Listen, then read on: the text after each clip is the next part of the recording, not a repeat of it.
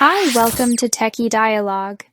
In this video, we'll explain how to clear cookies on Firefox so you can fix loading issues, free up space, and protect your privacy.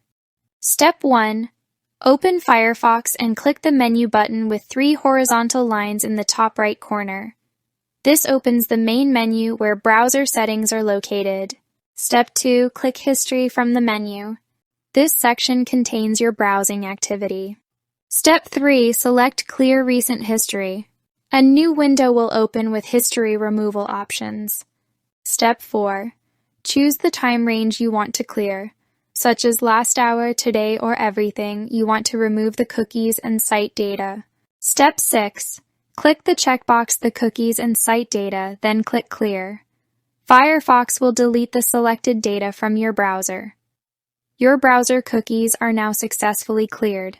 Thanks for watching, and don't forget to subscribe to Techie Dialogue for more simple and helpful Firefox tutorials.